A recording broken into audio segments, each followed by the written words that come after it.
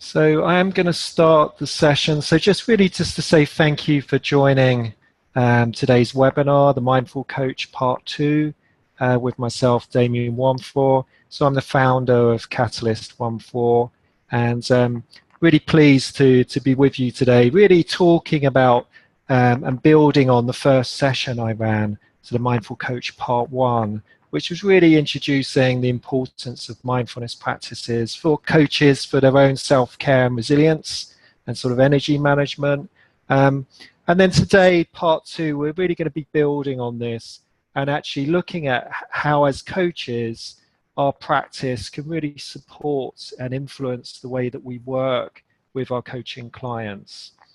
So today's session, I'm not going to be talking about actually using mindfulness with clients, and there's reasons for that which I'll come on to during the session. I really want to focus on us as coaches. So last time we were looking at how the neuroscience supports the fact that through mindfulness practice we're really shaping our brain in terms of developing our capacity to be present with our clients. So today I want to build on that and look at the so what difference does that make? So that's a very high level view of the session today. We're going to be running for just under an hour now. This will be an experiential and reflective session. So really encourage you to have some writing materials close by. You will get sent the recording of this session afterwards to listen to again if you'd like to. So that will be the follow-on actions from this session. So just before we talk a bit more about what to expect in a session, I'm just going to launch a poll just to give me a sense of the people on the call so far and your experience of mindfulness. So the first question I have for you is, have you trained in mindfulness previously? So it'd just be great if you could just answer this, just so I get a sense of who's on the call so far.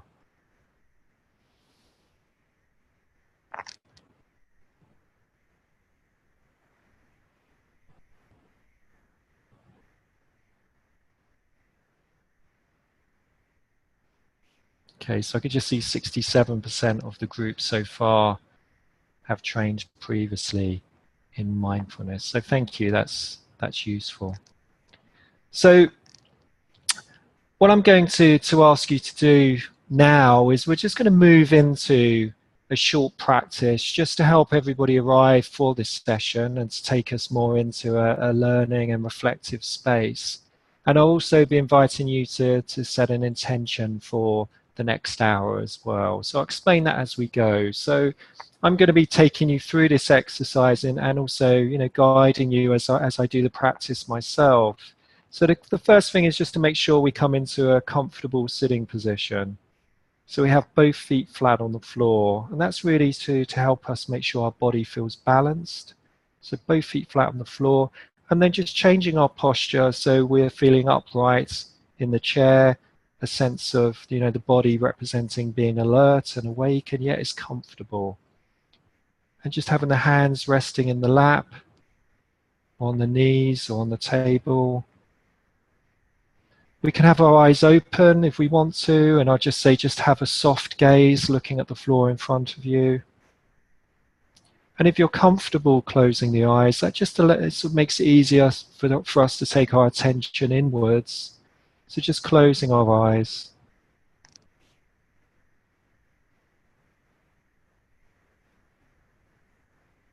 And now just taking a moment to really notice what it's like to sit in this chair.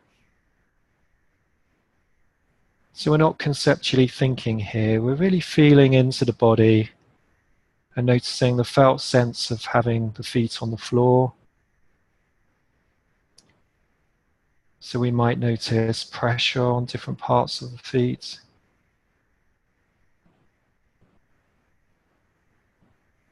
We might notice temperature, perhaps contact with the shoes we're wearing.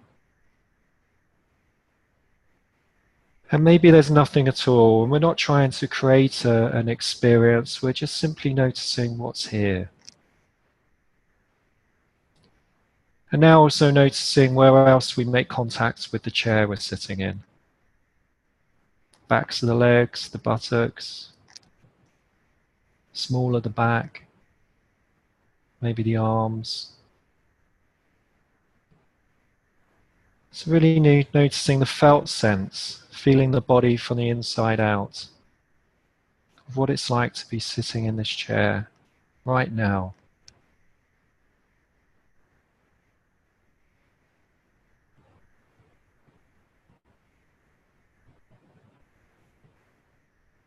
Really noticing the weight of the body going into the floor, going into the chair. And now noticing the height of the body. So really feeling into the torso, the arms, the shoulders, the neck and the head. And as we do this, just noticing if we're carrying stress in the body. We often hold tension in the body. The hands, the shoulders, the jaw, around the eyes, in the forehead from all the thinking that we do. And if that's true for us and we notice a sense of holding, just seeing if we can relax that part of the body. Seeing if we can just let go a little bit more and allow that part of the body to soften as best as we can.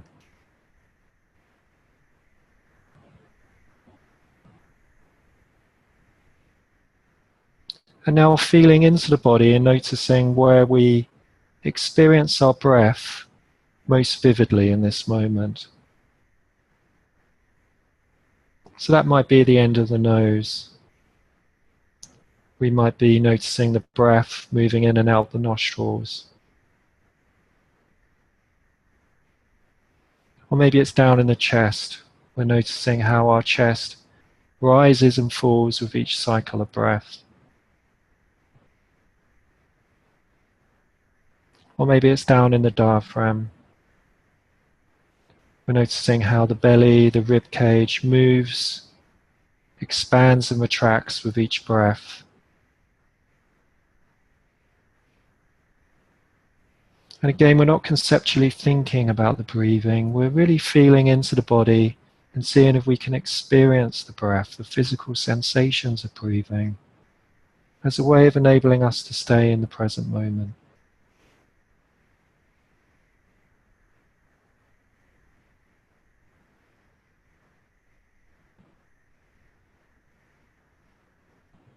And if our mind is wandering, which it will, the practice is simply to notice where the mind goes, and we can give it a soft mental note, that's thinking.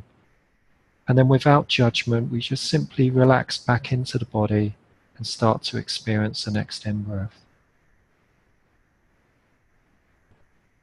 And if it will help, we can even give ourselves a stronger anchor by saying, breathing in with the in-breath and breathing out with the out-breath.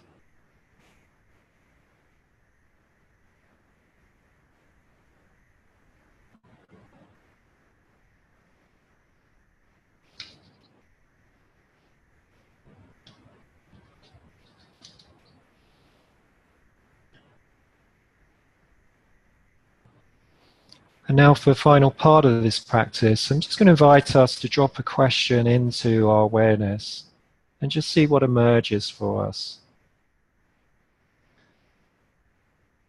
And the question is simply, on the next out-breath, just asking ourselves,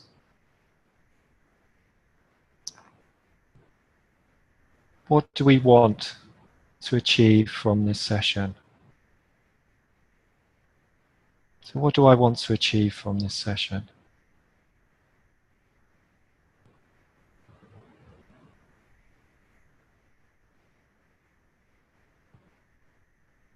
What do I want to achieve from this session?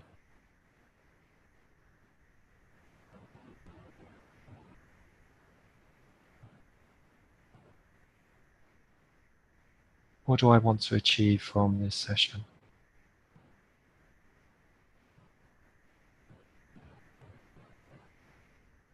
Really trusting whatever is emerging in awareness as we ask ourselves that question.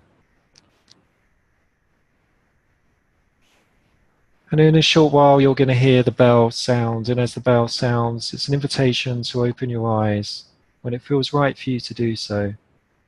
And just seeing if you can bring some of this grounded awareness into the next part of this session.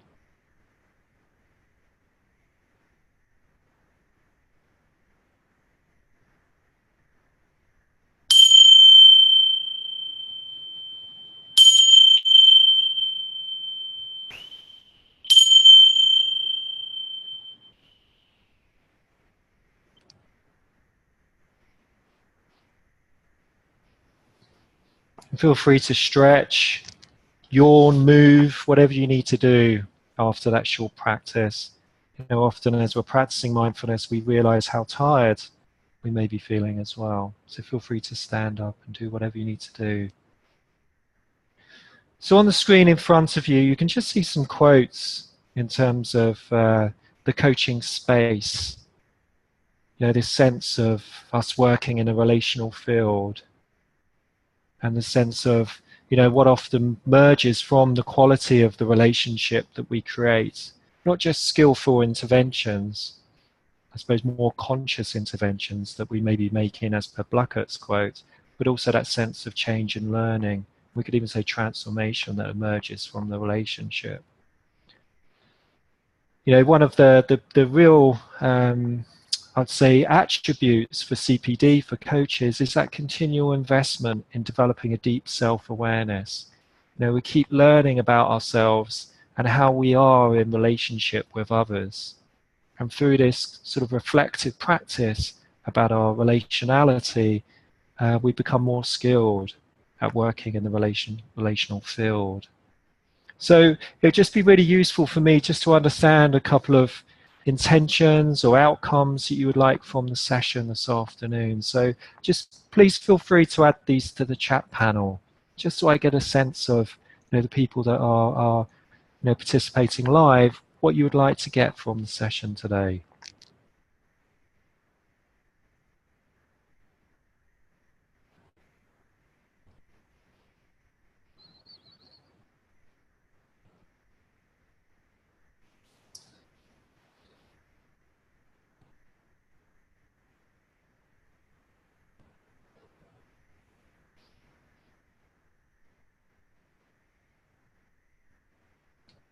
Feel free to just add a couple of outcomes or just interests for you. You're investing your time, so just be useful to make sure that I'm meeting that. Okay, thanks, Sharon. So I can see there, a sense of wanting to feel energized and getting enough focus, capacity to focus on the events that are coming this weekend. Thank you. And as the other participants are thinking about that, please feel free to add to this as well. So Susanna, I can see there, yeah, I struggle with practicing mindfulness, would like to see how I can use it. So yeah, we'll definitely be talking about this. So in terms of what I've got as some key outcomes for us in terms of thinking about how we can bring I suppose more of a mindful awareness into our coaching work is we will be exploring this idea around how mindfulness can really deepen our presence and also our intelligent use of emotions, that emotional intelligence. I spoke about the relational field, but really understanding how mindfulness can support us to work, whether that's in coaching or other relationships. A good practice for me and a good learning ground is my children and how I'm showing up and interacting with them, especially after a long day. Learning an approach for integrating mindfulness into our coaching practice. So I do want to share a practice that I find is really useful and also build on that in terms of what is that practice developing. And then we're going to do at least a couple of exercises to help you, just practice because this is like a contact sport. We can get the theory, but it doesn't matter if we're not actually using it, as you'll have seen in part 1. So with that in mind, I'm just going to sort of reconnect with the definitions, some useful definitions of mindfulness, which you can see on the screen in front of you. So two really world-renowned mindfulness meditation teachers, Tara Brach and John Kabat-Zinn, and there are some similarities in their definitions. So I just wanted to put out a couple of key points from this. So the first one is this, and it's in both of them, the intentional nature of mindfulness. So the intentionality of when we're practicing formally. So we're setting an intention to pay attention to our present moment experience. And that's a vital component of this, the motivation to pay attention. And the key thing is, we're developing present moment awareness through mindfulness practice, use of meditation. Present moment awareness. It's not non-conceptual awareness. We're not lost in thinking as we're practicing, although that often happens. We're paying attention to the present moment. And with an attitude of non-judgment, which comes through in their definition. And that really means that we're recognizing what's happening in the moment and we're allowing it. This idea of being fully aware of what we're experiencing enables us to be more conscious in the way that we're responding rather than habitually reacting. And what we know from neuroscience is when we focus and truly focus on the here and now, present moment awareness, the neural circuits for mind wandering shut down. And I think for coaches, that's so supportive, because it's not just mind-wandering circuits that shut down, it's the self-rumination circuits that shut down as well. So just to explore these definitions a bit more, I want to use this analogy or metaphor of a bike wheel, which you can see on the screen in front of you. And this is a metaphor that Tara Brach uses in her teaching quite a bit. It's actually based on some work by Daniel Siegel, who has written a lot about interpersonal neurobiology, and this is this model called the wheel of awareness. So at the center of the wheel, the hub, that really represents presence. So being here now. So if we just think about this metaphor in terms of mindfulness, the hub, the center of the wheel, is being here now. And then we've got spokes going in all directions. So like our minds, these spokes are sort of portraying that we continuously leave the hub. And we do that through different spokes. It may be thoughts, it may be sensory information, may be emotions that are drawing us away. But what happens when we leave the hub? Often we find ourselves on the rim of the wheel, and we just continuously go round and around and around in a virtual reality. So we've lost contact with the present moment.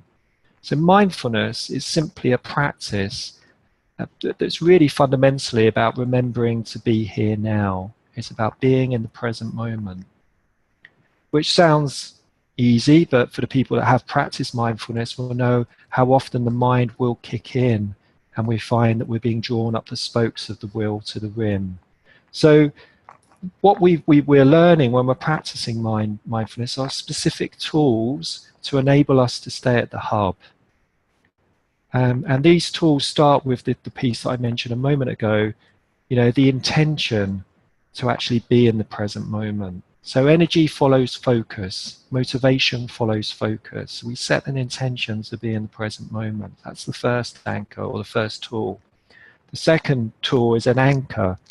So we use an anchor that's in the present moment that we can pay attention to enable us to stay connected to the hub. And there are different types of anchors. So, often we might use the breath, because the breath is always in the present moment. Or it might be the body, or it may be sounds that we're experiencing. So we identify an anchor. Let's just use the breath as an example. And we focus and we set an intention to focus our attention on that anchor. And then when the mind drifts, we've got more to remember that will enable us to notice and come back to the hub.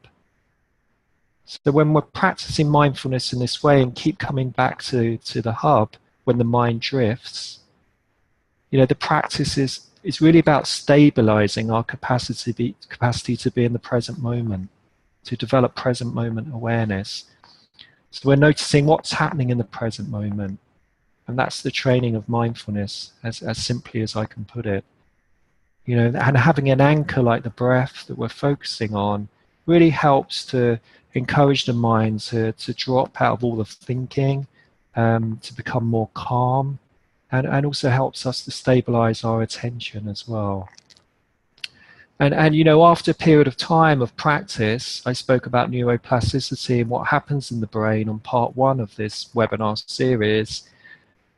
You know, the noticing of the mind wandering is a sign that we've actually created a shift in brain activity. I mean, we're starting to develop what's known as meta-awareness or metacognition.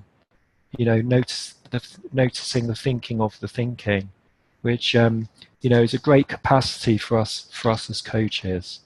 So that's really what mindfulness is, and the practice. You know, so we're developing the present moment and awareness. Well, when you think about the inner game of coaching, is all about our capacity to be present with our clients.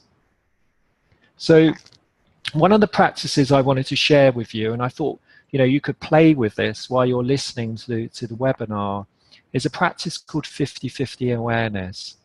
You know, so we have our formal mindfulness practice that we may be doing on a daily basis, you know, 20-minute practice with an anchor on the breath or the body, a body scan.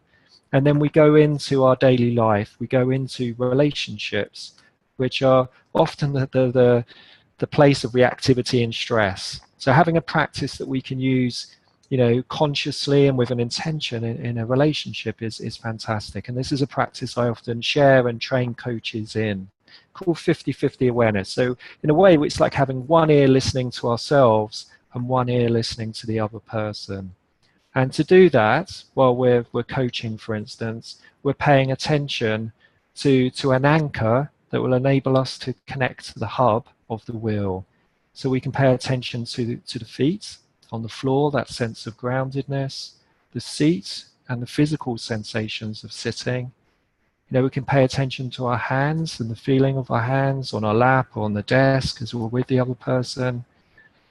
And we can even bring in the breath. So as I'm listening to the other person, I'm paying attention to my feet, the seat, my hands, and my breath. So it's a little practice I'm going to just invite you to play with as you're listening. And just remember that metaphor of the bike wheel. Notice when you've left the hub and you've gone into that virtual reality of thinking. And then you can just choose to come back. Remember to come back by paying attention to these anchor points. You know, and we always talk about presence, and, you know, mindfulness is one of the skills we can learn and the capacities we can develop that can really create our presence as a coach. And on the screen in front of you, you've got a quote that I've adapted from Douglas Silsby, who's had a big influence on my own practice as a coach. You know, Daniel Siegel, the interpersonal neurobiologist that I mentioned earlier, he always says that presence depends on safety. Presence depends on safety. You know, if I'm not feeling safe when I go into my practice, I will not be able to be present for my clients. And you know, why is that important? Well, we know from neuroscience that we're designed to be connected. You know, there are no single brains when we're in relationship with others. You know, as Dan Goleman says, we're wired to connect. And there's lots of research now to show this whole idea of emotional contagion. You know, we don't still know specifically what's going on in the brain. We talk about limbic resonance, we talk about mirror neurons, but it's a hypothesis. But what we do know is that the brain has an emotional radar where our own emotions will be transmitting to the person we're working with, and we'll be receiving their emotional influence as well. So as Lewis, Amini, and Lannon really portrays, you know, we are under the gravitational influence of another's emotion, you know, in our work as coaches, and we're bending his emotional mind with ours, and they're bending their emotional mind, you know, with ours as well. So, you know, those writers who've written a lot about therapy, they will always say that a therapist needs to get their own house in order. we need to go into a coaching practice really understanding ourselves, going in a neutral space if we are to work and understand other people. Because what we do know is when we're starting to be impacted by emotions, it really flips us into a different mode of attention and out of present moment attention as well. So these little short practices can really, really have a big impact on us. So let's just do another short practice, and then I really want to build on this by talking a bit more about the impact of emotions and working with emotions as a coach and awareness of that. So again, just really taking a moment to pause, just taking a moment to arrive back in the seats that we're sitting in. Maybe adjusting the posture so it's alert and upright and yet comfortable.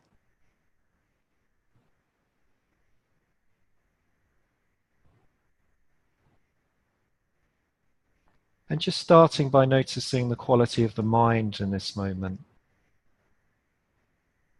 Is our mind calm, distracted, clear, cloudy? We might also notice what thoughts we have. We're not getting rid of them, we're not wishing they were different, we're just noticing what's here.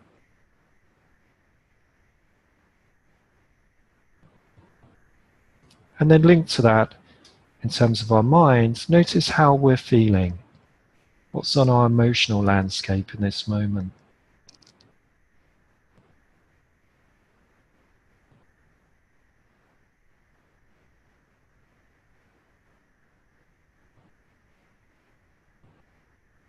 We're not changing anything, we're just simply noticing and allowing what's here. And linked to our minds and our emotions, just noticing how the body feels. Scanning the body, noticing any tension, tightness, sense of energy. We're just simply noticing and tracking what's here.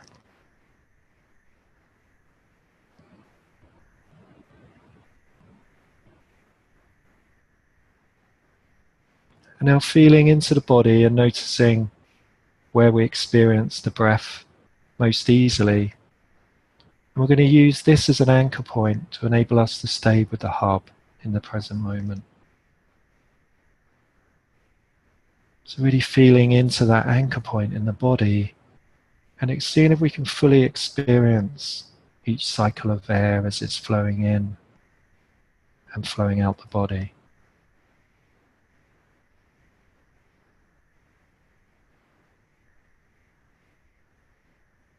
So we're fully knowing that we're breathing with this in-breath. And we're fully aware that we're breathing with this out-breath.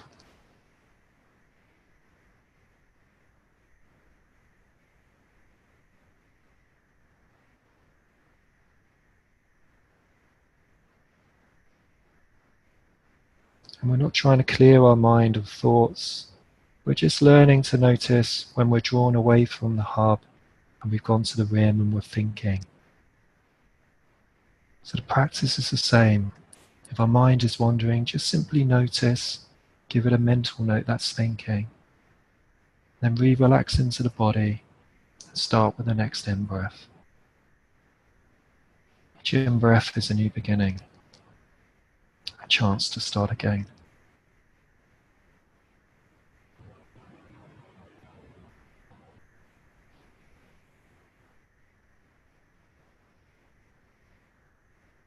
Breathing and fully knowing that we're breathing and experiencing the breath as best as we can.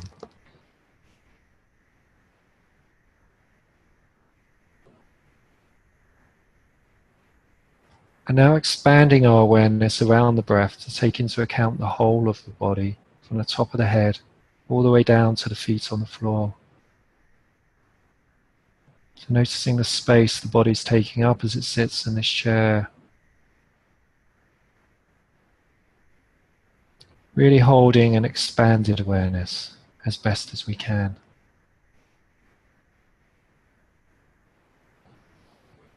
And from this place of expansion, just asking ourselves a question.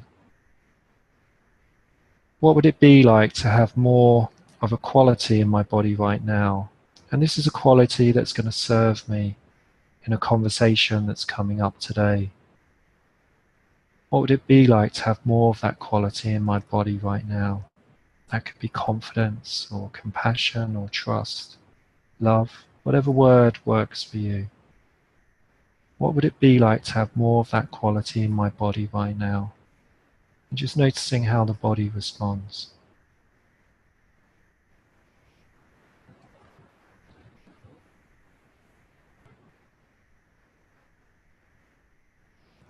And in a moment you're going to hear the bell sounds, and as the bell sounds, it's an invitation to open your eyes and see if you can bring this embodied quality into the next part of this session.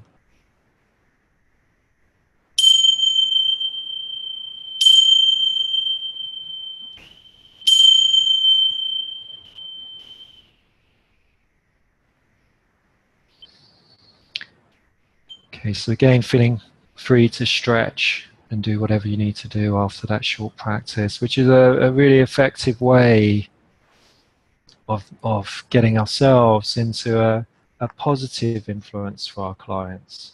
You know, meeting them in a calm state, but also a state that may facilitate, you know, taking them into a different emotional state. And why is that important? Well, I wanted to share with you a model from Professor Paul Gilbert, who is the founder of the Compassionate Mind Foundation. And whilst this is quite a simplistic model, it really paints a picture of what's happening to us when we're experiencing certain emotions. So again, just thinking about, you know, we're wired to connect, and there's no single brains, especially, you know, thinking about the coaching context we're working in. So on the sort of screen, you can see this idea that there are 3 different types of emotions that we're experiencing that are impacting our system. So we start with the blue circle, which is called the drive and resource seeking system. So this has a connection with our sympathetic nervous system, you know, which is all about preparing us to act. It really helps us detect and be interested in and take pleasure in securing important resources for us. So when we're connected to the drive and resource seeking system, we often experience emotions like excitement and pleasure. And these emotions direct our attention, thinking, and behaviors. So each of these 3 spheres of different sorts of emotions, these 3 systems, will impact our thinking, our behavior in relationship to those emotions. So, you know, after this session, you may want to think a bit more about, well, what excites you as a coach? You know, what gives you joy in your practice? Because you will experience that in the body. It's an embodied experience often when we're reflecting on these emotions. And then down the bottom, the red circle is the threats and self-protection system. This is the one that's often overactive, you know, in the modern world. And this system really helps us detect and respond to threats and harms. So when we're experiencing the threat and self-protection system, we're often experiencing emotions like fear, anxiety, anger, jealousy, disgust. And again, these will drive our thinking and our behavior in particular ways. So we know that when people are experiencing emotions in this system, you know, the threat often comes on quickly. In relationships, it's often because of our past conditioning and past experiences. So it may be instantaneous. So we may not be cognitively, you know, aware of it, and we'd be in it before we know. It's often also called the trigger happy system, you know, that sense of it firing off very quickly. You know, these emotions are often fast and powerful. You know, the first thing that the threat system will be doing is shutting down our parasympathetic nervous system, which is all about calming and rest and digest. So again, after this session, you may want to think a bit more about, you know, your coaching practice and where you experience that sense of threat. And again, it's all useful just thinking about the different clients we work with and when we've experienced that. And then we probably have the most underdeveloped system in the West, which is called the soothing and affiliation system. It's a system that when you're practicing mindfulness, you're really creating and developing and cultivating. So this is really linked to feelings of contentment in situations where we're not threatened or driven to get what we want. So emotions like peacefulness, well-being, safeness, contentment is really what we're experiencing when we're connected to this system. The emotions, often people would describe these as tending to be slower and more gentler in terms of the way we experience them. But again, they soften and influence our thoughts and behavior. So an example of that is the way that this system will influence our attention around a potential threat, and will often soften that sense of anxiety. Often when we're enacting these emotions, it will help us reason and reflect in more positive ways to a situation. And it would direct behavior towards a slower and calmer action as well. So what calms you as a coach would be the question that I would reflect on. And I really hope, as a result of this conversation, mindfulness practice may be part of a daily routine you bring in to really cultivate the system. So the reason I'm showing this model is thinking about this idea of the social brain and what we may be faced with and walking into in a coaching session. We can think about our week that we've had so far and the percentage of time that we've spent in each of these systems. What are we aware of in terms of the emotions and the behavior that we've been experiencing? You can sort of see on the screen these emotions will be impacting each other as well. So, a drive to achieve something might come from the threat system, the emotion of fear, for instance. But again, as you can see, the soothing system can calm down these other sort of, I suppose, more driving behaviors as well. You may want to think about your clients, the type of clients you're working with, and just considering, the percentage of time they're spending in each of these systems. Thinking about organizational culture and the types of organizations that you're working in or your clients are working in. Again, just thinking about the percentage of time that they spend in these systems.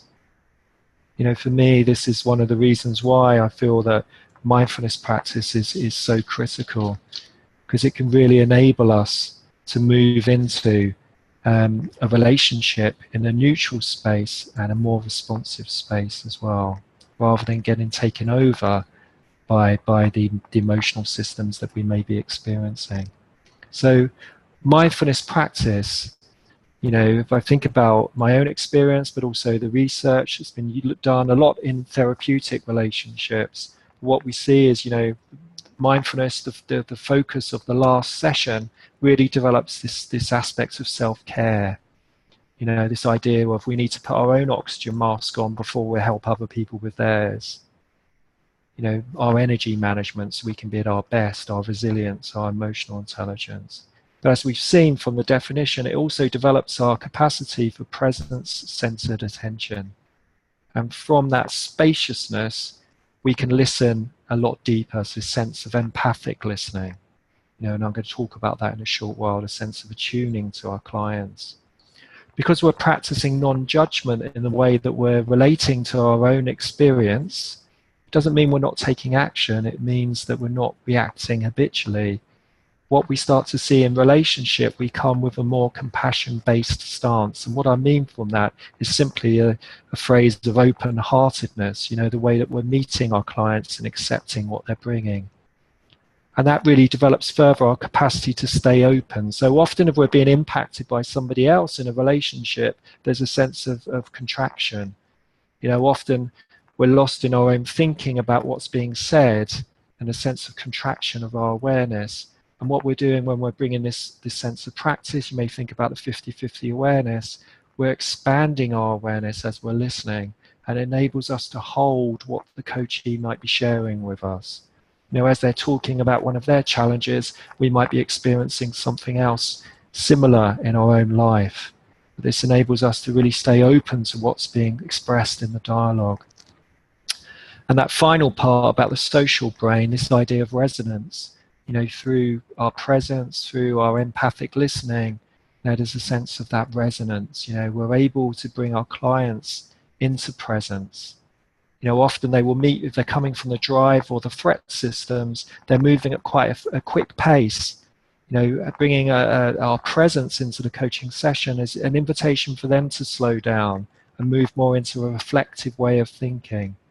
But most importantly, it creates an environment of safety if we're coming from that soothing system, as a coach in the work that we're doing with our clients. But this really picks up on Susanna's point, about the importance of practice. So this is a picture of my garden about 10 days ago, before I went on holiday last week. And I'm about to go on holiday for another 2 weeks. So by the time I see my garden towards the end of August, I'm sure in this weather, in this current climate, it will not look like this. There'll be lots of weeds, the plants are going to be overgrown, then some of them may have died. And there's this sense of, the analogy of a garden in terms of the importance of practice is really important.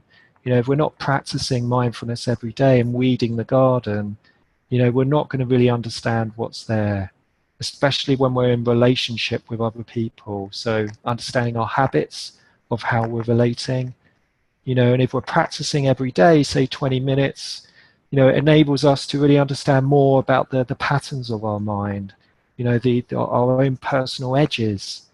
And unless we understand that for our own practice, we won't be able to recognize it when we go into relationship with others, which pulls up on this point of metacognition or meta-awareness. One of the advanced coaching competencies, we talk about developing psychological mindedness, which is really about the capacity for ourselves to reflect.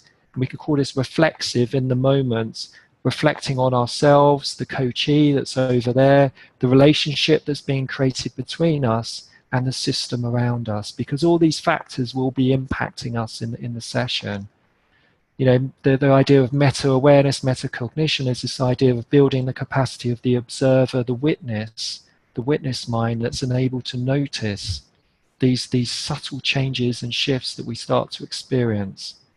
We call this in coaching the internal supervisor, developing the capacity to notice, relational dynamics that play out often. You may have heard of terms like countertransference, projection, parallel process.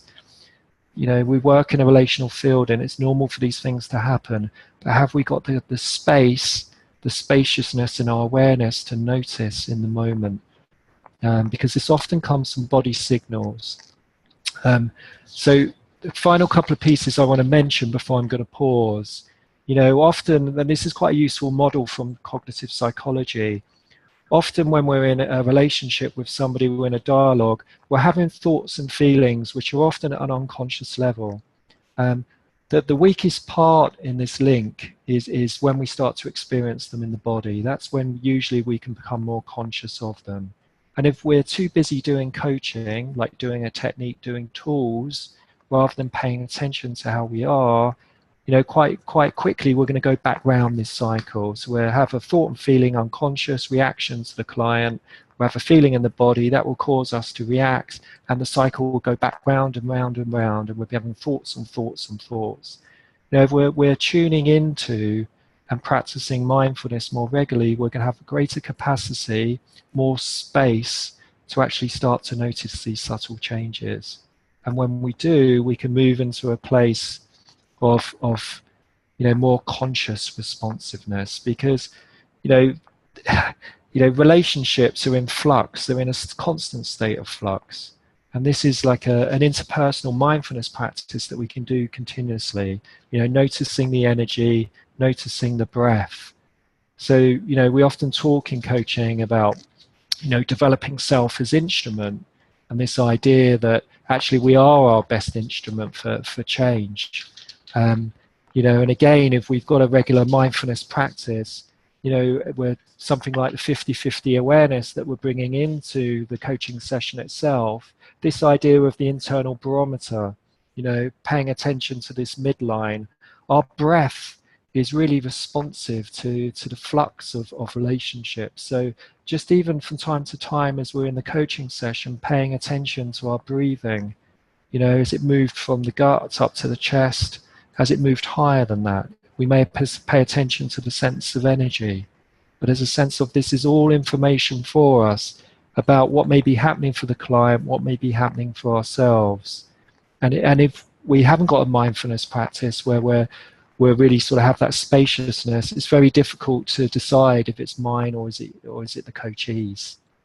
So these are all ways that mindfulness starts to really support us in our practice.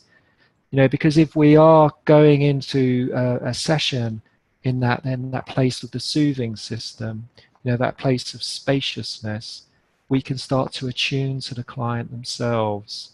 And the reason I've got that quote from Wendy Palmer at the top is that idea of centeredness creates the spaciousness of awareness. And when we have that, we can start to really tune into the coachee. Daniel Siegel describes attunement as the client feeling felt. It's really about how we focus our attention on the other person and take their essence into our inner world. And often that may come from their verbal or non-verbal cues, but often that's a felt sense. And really to attune to another person, we need to be fully receptive. So like to be able to be in a space of receptivity, and to be in a space of receptivity, we need to develop present moment awareness, which really comes from mindfulness practice. So I've spoken a lot. I've given you a lot of content to I suppose, ponder on, to reflect on. But I'm just going to take us into another practice before we move to a space of sharing some questions or any thoughts about what I've discussed so far. So again, I'm just going to invite you to pause. Mindfulness doesn't, well, we've got a regular practice, we can just have small moments in the day where we can pause. So really just taking a moment to arrive in this seat again.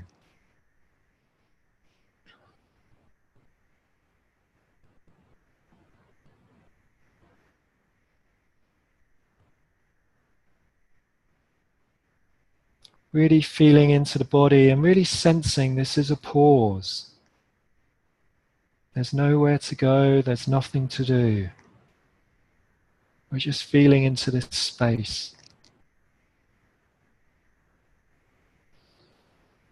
And this space, this stillness, is an invitation into presence.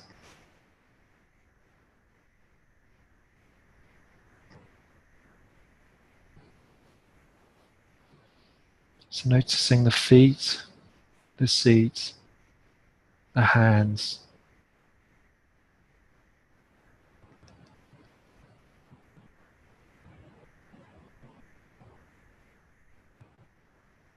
And moving our attention back to our home base, the hub, through paying attention to the breath. And maybe just start with taking a few exaggerated breaths. So really filling the lungs up on the in-breath. And then slowly letting go with the out-breath. And again, really filling the lungs on the in-breath. And then slowly letting go with the out-breath. And as you let go, just see if you can pay attention to the physical sensations of letting go. Letting go. And now allowing the breath to just return to its normal rhythm.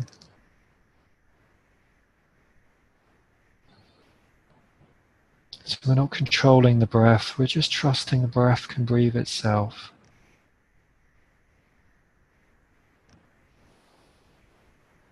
We might say to ourselves, in-breath with the in-breath, and out-breath with the out-breath.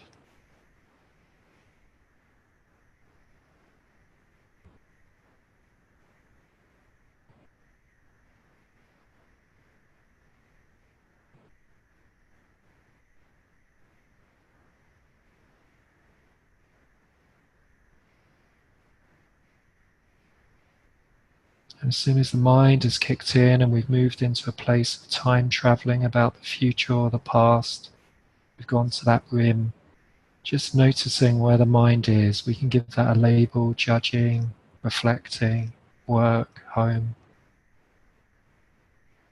And then without judgment, just pause and relax in the body. Start to notice the breathing, and then just make contact with the next in-breath.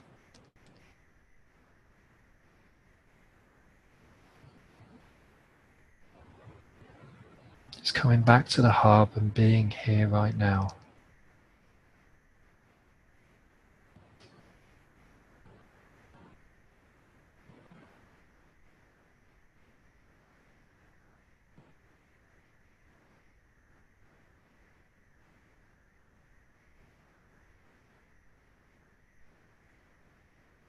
And now noticing what's happening inside me right now. Just dropping that question in. What's happening inside me right now? We're not changing it, we're just allowing it. But we're noticing what's here. What's happening inside me right now?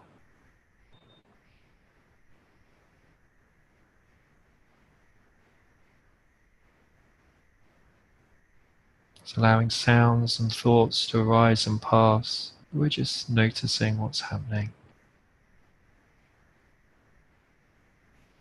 And then letting that go and just asking ourselves the next question. What's important for me to take away from this session today? What's important for me to take away from this session today?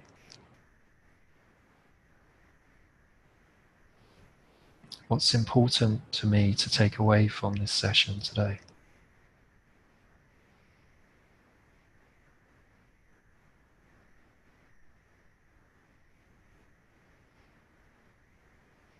And in a short while, you're going to hear the bell sounds. And as the bell sounds, it's an invitation to open your eyes and just bring in this grounded awareness into the next part of this session.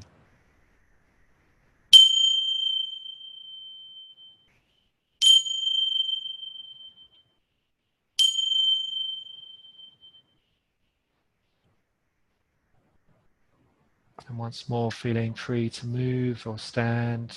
We need to change our posture, stretch, yawn.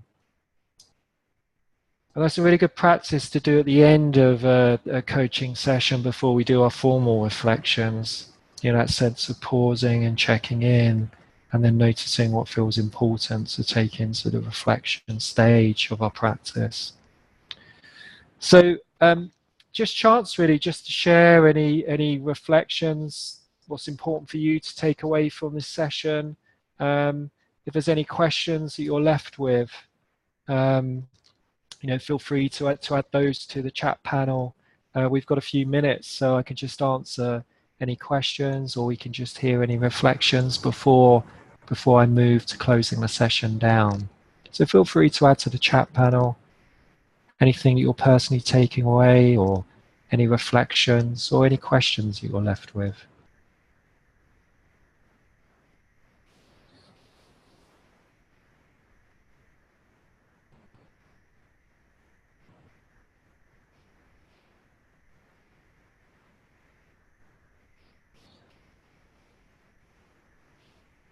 Yeah, great. I'm glad it's been helpful, Susanna. I'm glad you're seeing the value of being present and the self-energy, the energizing it comes. And also for Melanie, you know, that idea of the intention to create a more neutral space for coaching. And Joe, yeah, a great reminder on how mindfulness practice and coaching work and are so connected and feed each other. Yeah, fantastic. I mean, I think it's such an important capacity for coaches. And the intentionality I just want to pick up on, you know, when I'm training people in mindfulness practice, I always ask them to be really clear on, you know, what's important for them in their lives and how mindfulness is going to support them with that. And, you know, if we can remind ourselves of that every time we sit down to practice, that motivation will build. And hopefully that might be an additional thought for you, Susanna, just to reflect on. So where do you go from here? Well, please look at the website. We've got additional resources on there. Okay, sorry, Susanna's just put a question about, you know, tending to fall asleep. I'd say that's really normal. As I said in one of the earlier practices, often we realize how sleep deprived we are when we practice mindfulness. So my tips would be to sit in a chair rather than lie down. Sometimes we're feeling really tired, having our eyes open can be really helpful. Thinking about when we're most awake and building our practice into that point. Usually after about 3 weeks of practice, we start to notice that we're less tired and we're less have the tendency to fall asleep, Susanna. So that might help. The other thing I'd say is, perhaps try some mindful movement. So something like yoga, mindful walking, mindful stretching are additional practices that we can use if we're noticing our energy is low. Yeah, definitely sitting in a chair helps. So the resources on the website, you can see there the address of a free mindfulness kit. There's lots of MP3s of recorded sessions that you've got access to, so please use those. And just really to signpost that our next free webinar is taking place on the 17th of September at 12:30 UK time. And that's going to be with my colleague Janie Bell. Janie's been an executive coach for about 20 years, and she specializes in working with clients around confidence. So she's going to be in a dialogue with me around her practice and sharing her techniques and her tips for other people that want to work with clients in this area. So I hope you can join us for that session. Thanks for making the time to dial in today. I'm pleased that you've got value from the session, and you will be sent the recording afterwards, and hopefully we'll be making a connection again soon. So thanks for joining, and goodbye.